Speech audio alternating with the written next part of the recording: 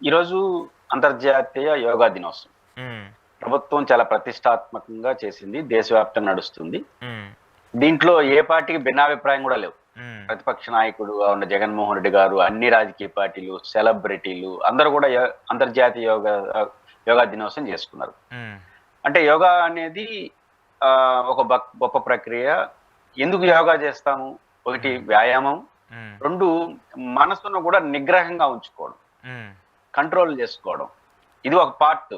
హ్మ్. మన హ్మ్, ఆసనాల్లో హ్మ్. మన మనసుని మనం కంట్రోల్‌లో చేసుకోవడం, ఆవేశకావేశాలు పోకుండా ఉండడం అనేది యోగాలో ఒక పార్ట్‌గా మనం చూస్తాం గదా! హ్మ్. మరి అంతర్జాతీయ యోగా దినోత్సవం జరుపుకుంటున్న ప్రభుత్వాలు, అధినేతలు, శుభాకాంక్షలు చెప్తున్నారు. హ్మ్.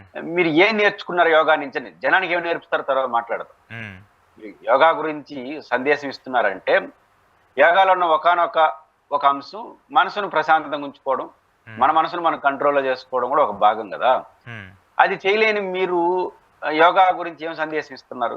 హ్మ్. యోగా నుంచి నేర్చుకోవాల్సింది ఏంటి? అవును. యోగాసనాలేయడం. హ్మ్. హ్మ్. కాబట్టి అంతర్జాతీయ యోగా దినోత్సవం రోజన్నా పద్ధతిగా ఉంటారంటే, అది లేకుండా ప్రవర్తిస్తున్నారు. హ్మ్. 2 రాష్ట్రంలో ఒక పరిధి దాటిపోయింది. హ్మ్. వ్యాఖ్యలు, చివరకు విశ్లేషణలు, మీడియాలు అందరూ గూడా పరిధి దాటి ప్రవర్తిస్తున్నారు. దానికి 2 కారణాలు. ఒకటి హ్మ్. అసహనం, 2 చేతగానితనం. చేతగానితనం గూడా. అంటే ఒక ఖచ్చితమైన విమర్శ చేయాలంటే, అంటే ప్రజల్ని హత్తుకునేట్టుగా, హ్మ్. ప్రజలందరినీ భావోద్వేగంగా కనెక్ట్ చేసే విధంగా, హ్మ్. ప్రభుత్వాన్ని సూటిగా లేదా ప్రత్యర్థిని సూటిగా హ్మ్. కౌంటర్ చేసేదానికి అద్భుతమైన తెలుగు భాష ఉంది. హ్మ్. గౌరవప్రదమైన భాష ఉంది. ఇది అవును. చేతగాని రాజకీయ నాయకులు ఎంచుకునే మొదటి మార్గం ఏంటంటే బూతులు తిట్టడం. హ్మ్. అంటే కోపాన్ని ప్రదర్శించాలంటే అద్భుతమైన, అందమైన, సంస్కారవంతమైన భాష తెలుగులో గొప్ప గొప్ప మన తెలుగు చాలా గొప్పది ఆ విషయంలో. హ్మ్. కానీ అలాంటి భాషని చేతగాక వాడడం నేర్చుకోలేక, విషయ పరిజ్ఞానం లేకుండా అయినా అక్కడ కోపం ఉంటుంది కదా! ఆ కోపం కూడా బూతులు మాట్లాడుతున్నారు. హ్మ్. అంటే బాగా తిట్టినట్టు లెక్క. బాగా కోపాన్ని ప్రదర్శించంటే మంచి బూతు మాట్లాడాలి. పెద్ద బూతు మాట్లాడాలి. హ్మ్. ఈయనకి భాష మీద అవగాహన ఉండదు. ఇదొక కారణం అవుతుంది. రెండో కారణం అసహనం. హ్మ్. అంటే అధికారంలో ఉండే వాళ్ళకి ఎవరినైనా అడిగితే అసహనం. దాన్ని హ్మ్. నేను ఎట్లా పడితే అట్లా మాట్లాడతాను. ఇది జరుగుతున్నాయి. ఇప్పుడు జరుగుతున్న ప్రధానమైన చర్చ జగన్మోహన్ రెడ్డి గారి యొక్క 'పుష్ప' సినిమా డైలాగులు అవును.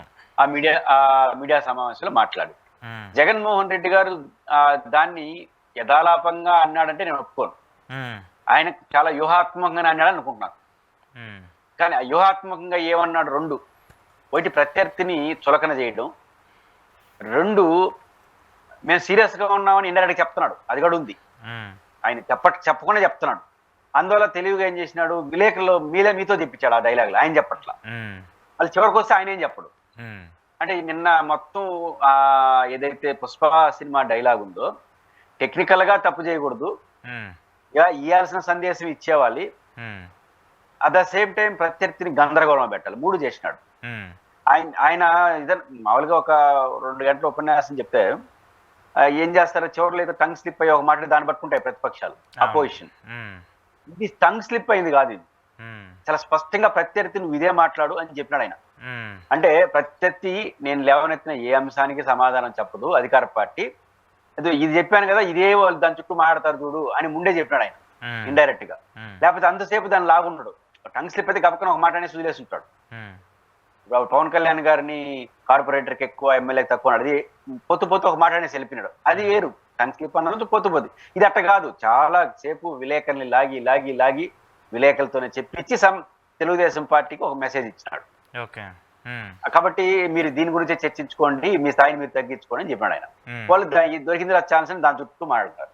దానికి పతాక స్థాయిలో బుచ్చయ్య చౌదరి గారు, జగన్మోహన్ రెడ్డి గారి పైన చేసిన వ్యాఖ్య తప్పా ఒప్పా కాదు. హ్మ్. ఏదైనా బుచ్చయ్య చౌదరి గారు సీనియర్ పొలిటీషియన్. చాలా అవును. పెద్ద మనిషి కూడా. చాలా. దాంట్లో ఏ చాలా. సందేహం హ్మ్. లేదు. హ్మ్. సీనియర్ ఆయన అట్టటోళ్ళు కొంచెం మోడల్‌గా ఉండాలి. హ్మ్. ఎందుకంటే పాపం ఆయన సొంతంగా చెప్పాడు. ఆయన పార్టీ ఆఫీస్‌లో పెట్టాడు మీటింగ్ నాకు తెలిసి. హ్మ్. పార్టీ చెప్తే చేసినాడా మామూలుగా అయితే అట్లాంటి భాష ఆయన వాడడు. హ్మ్. ఆయన ఇండివిజువల్‌గా మాట్లాడేస్తే చాలా పద్ధతిగా మాట్లాడతాడు. నేనెందుకో పాపం అంత పెద్ద ఆయన దగ్గర అట్టాంటి మాటలనిపించారు. అంటే హ్మ్. జగన్మోహన్ అంటే దాడి చేస్తాం, అరెస్ట్ చేస్తాం, మీ అంతు చూస్తాం అనేది ఒక పరిధి. దాన్ని హ్మ్. కూడా మనం సమర్థించము. హ్మ్. కానీ అది ఒక అలవాటు అనుకున్నాను. డైరెక్ట్‌గా చంపేస్తే ఏంటి అనే పదం అంత మంచిది కాదు. హ్మ్. అది పరుష పదజాలం కాదు. పరుష పదజాలాన్ని కూడా మనం ఒప్పుకోం. బట్ ఇది హ్మ్. పరుష పదజాలం కూడా కాదు. హ్మ్. చాలా ఏహ్యం కలిగిస్తుంది, భయం కలిగి, ఇప్పుడు మీరు చంపేస్తారు అలారా చూసుకొని చంపు చూద్దాం వీళ్ళు అంటారు. ఉమ్, చివరికి యాడికి పోతుంది అది? కాబట్టి సీనియర్ పొలిటీషియన్ బుచ్చయ్య చౌదరి గారి నుంచి ఇది ఆశించదగింది కాదు. మీరు విమర్శించండి, జగన్మోహన్ రెడ్డి గారు ఆ పుష్ప డైలాగ్ చుట్టూ చేసిన అభ్యంతరకర వ్యాఖ్యలు మీకు అనిపిస్తే దాన్ని ఖండించండి, ఉమ్, తప్పు పట్టండి, ప్రతి విమర్శ చేయండి. కానీ నువ్వు అటన్నా ఒకటి నిన్ను చంపేస్తే ఏంటనే పదం వాడడం అనేది మాత్రం రాజకీయాల్లో అంత మంచిది కాదు. అందులో సీనియర్ పొలిటీషియన్స్ అవును. మాట్లాడకూడదు. వారు అక్కడ అదుపు తప్పారు, లేదా ఆయన బాడీ లాంగ్వేజ్ మొహకాలు చేసినప్పుడు ఆయన ఇష్టపూర్వకంగా అన్నట్టు నాకైతే అనిపిలా. అవునా? ఆయన మామూలుగా చాలా పటపట మాట్లాడేసి ఆయన ఏం తడుముకోడు. అలాంటి ఆయన ఆచితూసి మాట్లాడాడు ఆ పదం. అంటే కంపెన్సేషన్ ఎవరైనా చెప్పుంటారా అంటారా? ఏమన్నా చెప్పాడా తెలియదు, కానీ ఆయన అట్లా మాట్లాడే స్వభావం కాదు, అంత గందరగోళంగా మాట్లాడు, ఏదో పొలిటికల్ గా ఒత్తిడి మేరకు చేశాడా అని అనిపిస్తుంది. ఏదైనా కూడా బొత్స చౌదరి గారి నుంచి కావాల్సిన వ్యాఖ్యలు అయితే అవి కావు. అయితే నేనేముంటుందంటే ప్రభుత్వం ఆలోచించాల్సింది ఏంటంటే, జగన్మోహన్ రెడ్డి గారు పరుష పదజాలాన్ని వాడాడా అంటే లేదు. పుష్ప సినిమా డైలాగ్ ఇప్పుడు వాడచ్చా? సందర్భం ఏంది? నరసరావు పల్నాడు ఏరియాలో పర్యటనప్పుడు ఎవరో ఒకతను పెట్టుకున్నాడు అసలు ఆ పోస్టర్ పైన చర్చ జరపడమే అనవసరం. ఒక అనామకుడు ఎవడో ఒకడు పెట్టారో పక్కన పెడతాం. తెలుగుదేశం వాళ్ళు చేశారండి, వైసీపీ వాళ్ళు అంటారు, లేదా మీరే చేశారని అంటారు. ఓకే గుడ్, అది చేశారు, ఎవరో ఒకరు చేశారు అనుకుందాం. లిమిట్ కదా, 1,00,000 మంది 40,000 మందిని ప్రభుత్వం అంటా ఉంది, 1,00,000 మందిని వైసీపీ వాళ్ళు అంటున్నారు. 40,000 మందిలో వాడు ఒకటి పెట్టిన దాన్ని తీసుకుని 39,399 మందిని పక్కన పెడతామా?